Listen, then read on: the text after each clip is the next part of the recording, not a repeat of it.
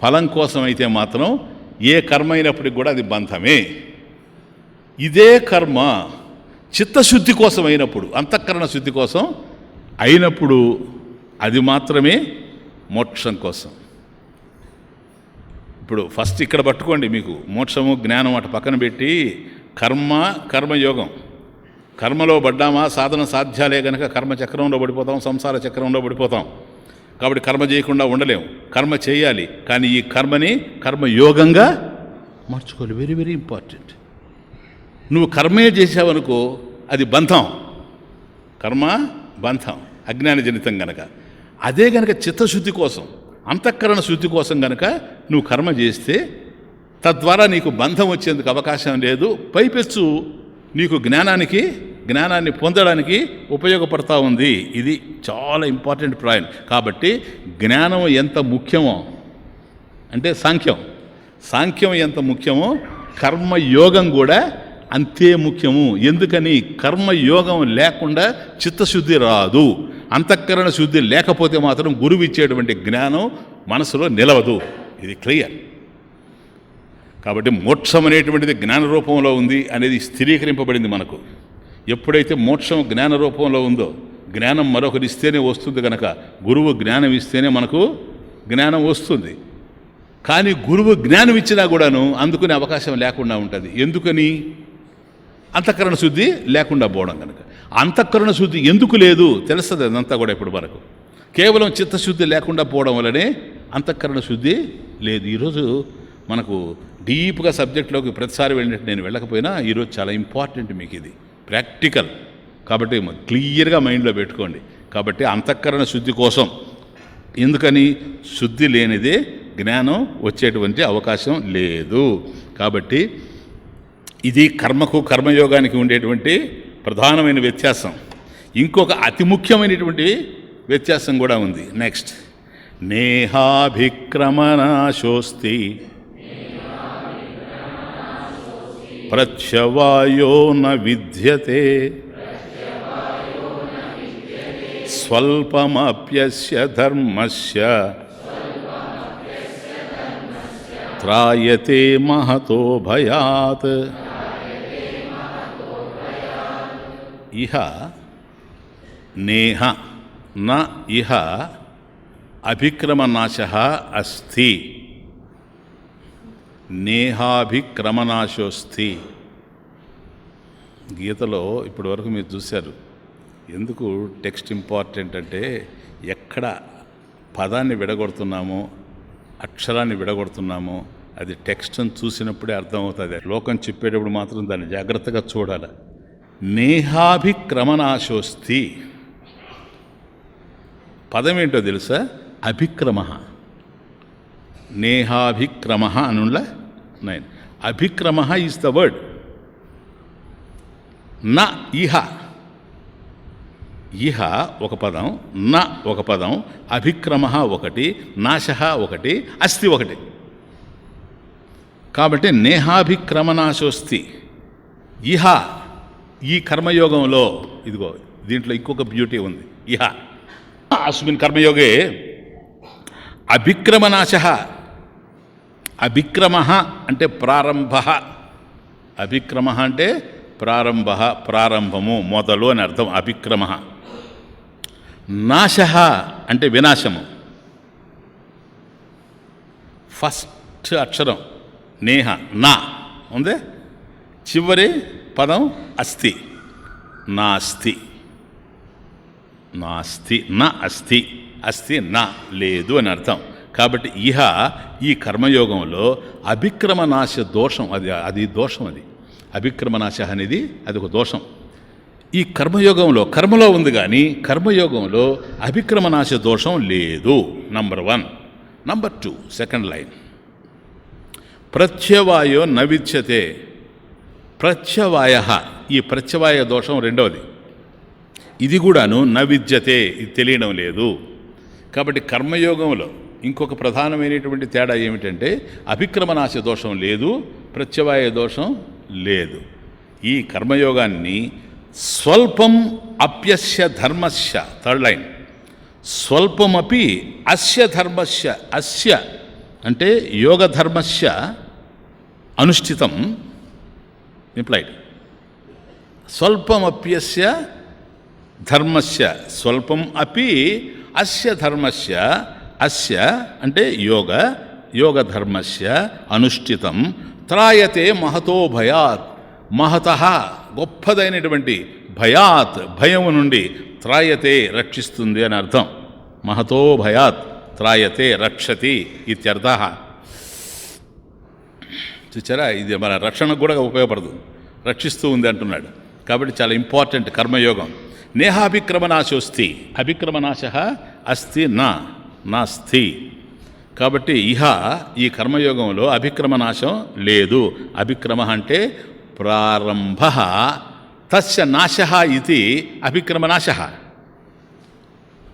కాబట్టి అభిక్రమనాశ తస్య నాశ అభిక్రమస్య నాశ నాస్తి ఇత్యర్థః. కాబట్టి అభిక్రమనాశ దోషం లేదు అని అర్థం. ఏంటి స్వామీజీ, అభిక్రమం అంటే ప్రారంభం అన్నారు కదా, ప్రారంభ దోషం ఏంటి, అది లేకపోవడం ఏంటి అనేది మనకు అర్థం కావాలి. అభిక్రమనాశ దోషం అంటే నాయన ఒక పని ప్రారంభించినప్పుడు అది అభిక్రమ ఆరంభ.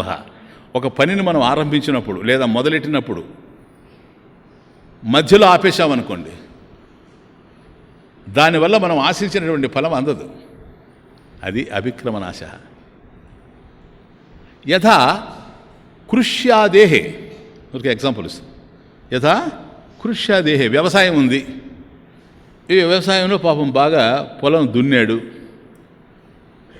దున్నిన తర్వాత రైతు విత్తనం పెట్టాడు. కొంతకాలం అయింది, వర్షాలు పడలేదు, మధ్యలో అది పోతుంది, పంట రాదు. సాధన సాధ్యాల్లో కాబట్టి రైతు ఎందుకు వ్యవసాయం చేశాడంటే పంట కోసమే. కాబట్టి పంట ఇంటికి రాదు, ఎందుకంటే వర్షం పడలేదు.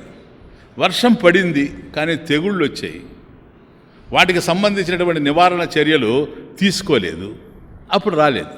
లేదు, పంట పెట్టాడు, వ్యవసాయం పెట్టాడు, కొంతకాలం అయింది, ఆయనకేదో ఇంకా చాలా ఇబ్బందులు వచ్చాయి, వాటిల్లోకి పోయినాడు, దీన్ని సరిగా చూసుకోలేదు. ఇప్పుడు ఏమవుతుంది, ఆ పంట పాడైపోద్ది కదా. కాబట్టి అభిక్రమ అంటే ప్రారంభం అయింది, మధ్యలో ఆగిపోయింది. క్లియరా? అర్థం కాలే కదా. వంట చేస్తా ఉన్నాను, పక్కింటి ఆవిడ పిలిచింది, అక్కడ పోయి కూర్చున్నాము. ఆవిడ నిన్న టీవీలో సీరియల్ ఈవిడ చూడలేదు, మర్చిపోయింది. నిన్న ఆవిడ చూసింది ఎక్స్ప్లెయిన్ చేస్తూ ఉంది కదా. ఈవిడికి మహారంజకంగా ఉంది. తర్వాత ఏం జరిగింది దాంట్లోనే చెప్పడు. ఈవిడికి ఏం తెలుస్తుంది? టీవీ సీరియల్ అంటే ఏంటంటే తర్వాత ఏం జరిగేది తెలియకుండా పోవడం, దాన్ని టీవీ సీరియల్ అంటాడు. లాస్ట్లో చూసి వాడు ఏమైనా జరగనేరు అనుకుంటాడు, చూడు అప్పుడేదో జరగదు. That is TV serial. కాబట్టి ఆవిడ చెప్తూ ఉంటుంది, ఈవిడ వింటూ ఉంటుంది. తర్వాత వంట పోదు. తీరా వచ్చి చూసేటప్పటికి అడుగంటిపోయి ఉంటుంది. అర్థమవుతుంది? ఇది అభిక్రమనాశ దోషం. క్లియర్ నాయన? ఇప్పుడు వంట అయితే బాగా అర్థమవుతుందేమోనని ఆ ఎగ్జాంపుల్ ఇచ్చాను అంతే. కాబట్టి ఇది కృషి, వంట, పాకం. క్లియర్నా? ఎస్. కాబట్టి దీన్ని అభిక్రమనాశ దోషము అంటారు. కాబట్టి ఎక్కడైనా సరే మనం ప్రారంభించింది ఏదో కావచ్చు. ఇప్పుడు వ్యాపారం చేస్తూ ఉంటాము, మధ్యలో దాన్ని వదిలిపెట్టేసామనుకోండి, ఆ వ్యాపారం దెబ్బతినేస్తుంది. దీన్ని అభిక్రమనాశ దోషము అంటారు. కర్మల్లో ఎక్కడైనా ఉంది ఇది. See the beauty. స్వామి ఎంత క్లారిటీ ఇస్తాడో మనకు. కర్మల్లో ఎక్కడైనా ఉంది. ఇప్పుడు నేను ఒక 2-3 చెప్పాను మీకు ఎగ్జాంపుల్స్. మీరు ఊహించుకోండి, ఏ కర్మ అయినా సరే మీరు కర్మ చేస్తూ మధ్యలో కనుక ఆపారంటే అది పాడైపోతుంది. ఎందుకనంటే దానికి ఒక దోషం ఉంది. కర్మ ఏదైనా సరే మొదలు పెడితే చివరి వరకు చేయాలి. మధ్యలో ఎక్కడ ఆపినా కూడాను దాని ఫలితాన్ని అది ఇవ్వదు సాధన సాధ్యాల్లో. ఇది అభిక్రమనాశ దోషం. ఇది కర్మకుంది. యోగానికి ఇది లేదు. అది యోగంలో ఇది లేదు. నువ్వు చేస్తూ ఉన్నావు అనుకోండి యోగం. ఏంటి యోగం? ఏంటి? ప్రార్థన, లేదు పూజ, ఇవే కదా. ఇంకేముండే? కర్మయోగంగా మారేది అక్కడే కదా నాయన. భగవంతుడు మన కర్మలో ప్రవేశించినప్పుడు ఈశ్వరుడు అది కర్మయోగంగా మారుతూ ఉంది. ఇది ప్రధానమైనటువంటిది ప్రార్థన. ప్రార్థన నువ్వు ఎంత చేసుకుంటే అంత అది నశించేటువంటి ప్రశ్న లేదు. ముందు ఈ రెండు వినండి, తర్వాత చెప్తాను. కాబట్టి ఈ కర్మ అంటే కర్మయోగానికి కర్మకి డిఫరెన్స్ ఏంటంటే ఇది కర్మగానే కనపడుతుంది, అది కర్మగానే కనపడుతుంది. వంట చేసుకోవడము కర్మే, పూజ చేయడం కూడా కర్మే. వంటను మధ్యలో కనుక నువ్వు ఆపితే వంట చెడిపోతుంది అంటున్నాను, అడుగంటుతుంది. పూజ చేస్తున్నావు అనుకో, సగమే చేసావనుకో, చేసిన వాడికి చేసుకున్నంత అది చెడిపోయే అవకాశం లేదు. అష్టోత్తర శతం చెప్పాలని కూర్చున్నావు, ఒక 40 నామాలు అయినాయి, నువ్వు 108 చెప్పాలి, 40 నామాలు పూర్తయినాయి, ఈలోప ట్రర్ అన్నది ఫోను. ఇప్పుడు దాన్ని ఆపి అక్కడ లేచిపోతావు, లేచి మాట్లాడేసి వస్తావు, దానివల్ల నష్టం లేదు. ఇంకా చెప్తున్నా, ఇంకా అర్జెంట్ వచ్చి అక్కడికి ఆపేసి నువ్వు వెళ్ళిపోయినావు అనుకో, ఈ 40 చేసావే ఆ ఫలం నీకు దక్కుతుందే కానీ పోయే అవకాశం లేదు. That is karma yoga. కాబట్టి ఈ అభిక్రమనాశ దోషం అంటే ఒక కర్మను ప్రారంభం చేసి మధ్యలో ఆగిపోయిన తర్వాత ఏ దోషం అయితే వస్తూ ఉందో ఆ పని చెడిపోవడం, అటువంటిది కర్మయోగంలో లేనే లేదు. 10 మాలలు చేస్తానని కూర్చున్నావు, 4 జపమాలలు చేశావు, ఎనఫ్. 4 జపమాలలు చేస్తే ఎందుకని? అంతవరకే పుణ్యం.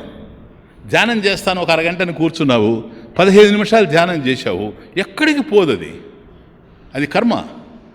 అది కర్మే, ఇది కర్మే. కానీ అది సాధన సాధ్యాలకు సంబంధించినటువంటిది కనుక ఫలితాన్ని ఊహిస్తూ ఉండవు కనుక ఇక్కడ ఫలితం కాదు. ఓం శ్రీకృష్ణాయ నమః, కమలానాథాయ నమః, వాసుదేవాయ నమః. నమః నమస్కారం, పరమేశ్వరుడికి నమస్కారం, పరమేశ్వరుడికి నమస్కారం, పరమేశ్వరుడికి నమస్కారం, పరమేశ్వరుడికి నమస్కారం. ఇక్కడ నువ్వేం ఆశిస్తాడావు అంటున్నాను నేను, నువ్వేం ఆశించడం లేదు. ఇప్పుడు సబ్జెక్ట్ లేదు నాయన. ఓం శ్రీకృష్ణాయ నమః, శ్రీకృష్ణాయ, శ్రీకృష్ణకు నమః, నమస్కారం. అది కాబట్టి ఎంతసేపటికి నువ్వు భగవంతుడికి నమస్కారం, భగవంతుడికి నమస్కారం, భగవంతుడికి నమస్కారం. But it's an action. ఏం యాక్షన్ ఇది? వాచక తపస్సు, వాక్కుతో మనం తపస్సు అది. కాబట్టి భగవంతుని యొక్క నామాన్ని మనం చెప్పుకుంటూ పోతూ ఉన్నాం. కానీ కర్మ ఏది జరిగినా దాని ఫలితం ఉండాలి. ఇది ఫలితం కోసం చేసే కర్మ కాదు, కేవలం భగవంతుడిని మనం ప్రార్థిస్తూ ఉన్నాం కదా, అయినప్పటికీ కూడా అది కర్మే కదా.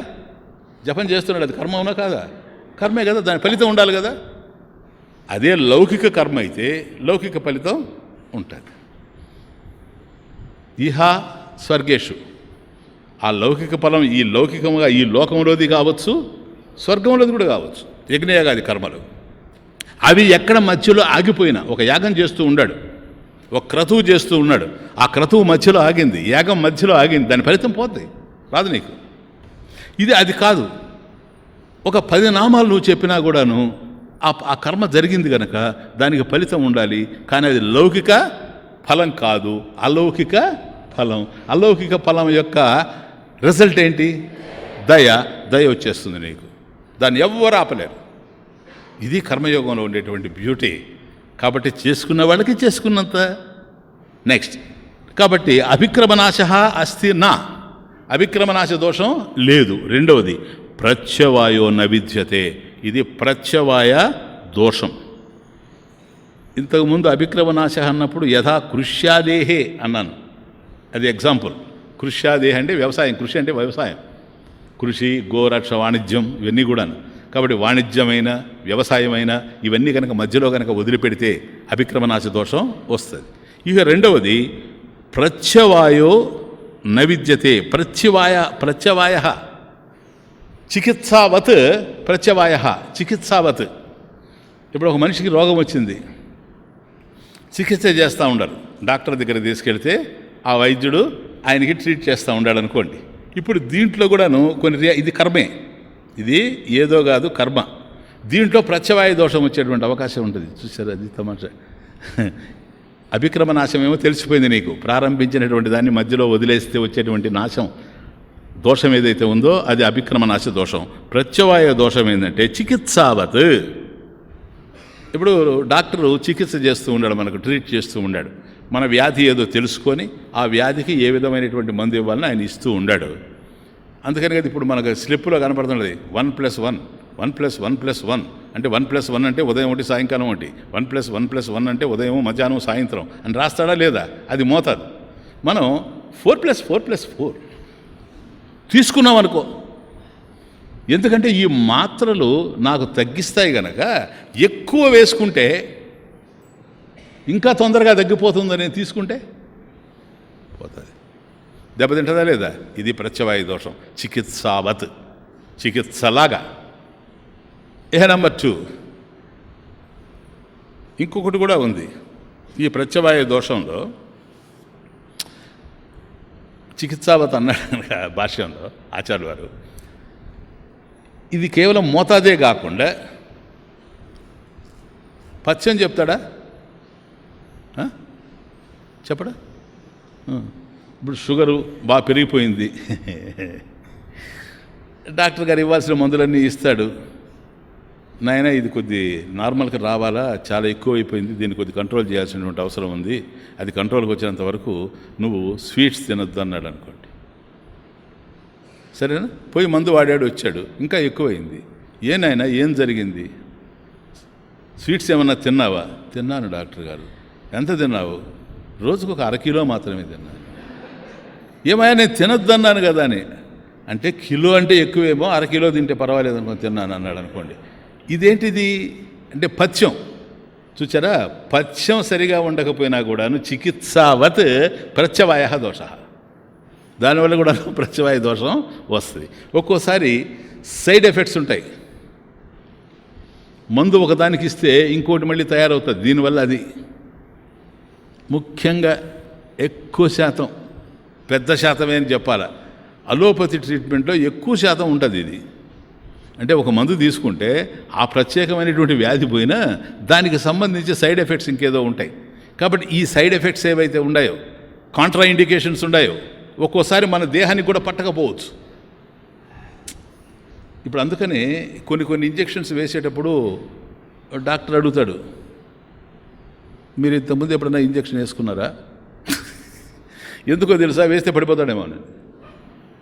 కాబట్టి నేను ఇన్సులిన్ ఇస్తున్నాను, లేదు పెన్సిలిన్ ఇస్తున్నాను, కాబట్టి ఇంతకుముందు ఏమైనా ఇంజెక్షన్ వేసుకున్నాడా లేదా, లేకపోతే ఇది ఏమైనా రియాక్షన్ వస్తుందేమో అని చెప్పి మనల్ని అడుగుతాడు. నాయన ఇంతకుముందు ఎప్పుడైనా ఇంజెక్షన్ వేసుకున్నావని. వేసుకున్నారండి అన్నాడు అనుకుంటే వేస్తాడు. కారణం ఏంటంటే రియాక్షన్ వస్తుందేమోనని. కాబట్టి ఈ పెన్సిలిన్ లాంటి ఈ యాంటీబయాటిక్స్ తీసుకున్నా వాటి రియాక్షన్స్ ఉంటాయి చూడు, ఇదంతా చికిత్సావత్ ప్రత్యవాయ దోషం. కాబట్టి తీసుకోవాల్సినటువంటి మోతాదులో మందు తీసుకోకపోయినా, దాంతోపాటుగా పథ్యం సరిగా ఉండకపోయినా, ఇంకొక అనుగుణంగా వేరే మనం విరుద్ధమైనటువంటి రీతుల్లో ప్రవర్తించడం వల్ల ఈ రోగాలు తీరకపోవడమే కాకుండా అవి కూడా పెరిగేటువంటి అవకాశం ఉంటుంది. దీన్ని ప్రత్యవాయ దోషం అంటారు. ఇహ అంటే ఈ కర్మయోగంలో ఫస్ట్ లైన్ అండి ఆయన, నేహ ఇహ, ఈ కర్మయోగంలో ప్రత్యవాయ న విద్యతే. కాబట్టి ప్రత్యవాయ దోషం కూడాను లేనే లేదు. అభిక్రమనాశ దోషం లేదు, ప్రత్యవాయ దోషం లేదు. అంటే ఒక పనిని ప్రారంభం చేసి మధ్యలో వదిలిపెట్టేసినప్పటికి కూడాను ఆ దోషము కర్మకు ఉంటుందే కానీ కర్మయోగానికి ఉండేటువంటి అవకాశం లేదు. మరి ప్రత్యవాయ దోషము, ఈ ప్రత్యవాయ దోషంలో నీకు పథ్యమే ఉండదు చెప్పు, ఏమన్నా ఉందే చికిత్సలో? కాబట్టి నువ్వు ఎంత చేస్తే అంత. అయ్యా నువ్వు ధ్యానం చేయి అన్నాడు అనుకోండి గురువు, ఎప్పుడెప్పుడు చేయాలండి? నాయన ఉదయం సాయంత్రం చేయి. ఎంత సమయం చేయాలి గురుదేవా? నాయన ఉదయం ఒక 15 నిమిషాలు, సాయంత్రం ఒక 15 నిమిషాలన్నా చేయి, మంచిది, బాగుంటుంది నీకు అని అన్నాడు అనుకోండి. ఆయన అట్లా కాకుండా 5 నిమిషాలే చేశాడు అనుకోండి, లేదు 45 నిమిషాలు చేశాడు అనుకోండి, దానివల్ల ఏమైనా రియాక్షన్ వస్తుందే? ప్రత్యవాయ దోషం వస్తుందే? రాదు. ఎందుకని? అది ఇటువంటి కర్మ కాదు, సాధన సాధ్యాలకు సంబంధించిన కర్మ కాదు, కేవలం చిత్తశుద్ధి కోసమే గనక నువ్వు ఎంతెంత చేసుకుంటూ ఉంటే అంతంత శుద్ధి పడుతూ ఉంటుంది. ఇది ముఖ్యమైనటువంటి విషయం, చిత్తశుద్ధి, ప్రార్థన. కాబట్టి ఎవడెవడైతే ఎంత చేసుకుంటూ ఉంటాడో చేసిన వాడికి చేసినంత, నువ్వు ఎన్ని మాలలు తిప్పుకుంటే జపం చేసేటప్పుడు అంత ఎఫెక్ట్ నీకు. కాబట్టి దానివల్ల రియాక్షన్స్ వచ్చేటువంటి అవకాశం లేనే లేదు. ఇంకా బాగా చెప్పాలంటే భోజన క్రియలాగా ఇప్పుడు బాగా అర్థమైపోతుంది మీకు. ఇప్పుడు అర్థం కావడం పోయే ప్రశ్నే లేదు. చేస్తున్నటువంటి పని ఆపి మధ్యలో కనుక పోతే చెడిపోవచ్చు, చేయవలసినంత చేయకపోతే అయ్యా 2+2 అంటే 2+2 తీసుకోవాలి. కానీ ఇది అది కాదు. ఆకలి బ్రహ్మాండంగా ఉంది, భోజనానికి కూర్చున్నాడు అనుకోండి, లౌకిక ఉదాహరణ. ఆకలి బాగా ఉంది, భోజనానికి కూర్చున్నాడు, సగం తిన్నాడు, ఇమీడియట్గా ఫోన్ వచ్చింది, సెల్ ఆన్ చేసి చూశాడు, చాలా అర్జెంట్ వెళ్ళిపోవాలా, వెంటనే లేచి చేయి కడుక్కొని వెళ్ళిపోతాడు. అంతకుముందు చాలా ఆకలి ఉంది, తట్టుకోలేనంత ఆకలి, తొందరగా పెట్టినట్టున్నాడు భార్యని, ఇప్పుడు సగమే తిన్నాడు. అంత ఆకలి లేదు కదా, లేదా? ఉందే? పూర్వం ఉన్నది భోజనం చేయకముందు అంత ఆకలి ఇప్పుడు ఉందే? లేదు. ఎందుకని? సగం తీరిందా లేదా? చేసుకున్నవాడికి చేసుకున్నంత, తిన్నవాడికి తిన్నంత. క్లియర్నా? ఇంతే కర్మయోగంలో ఉండే బ్యూటీ. చూడండి ఎంత దానివల్ల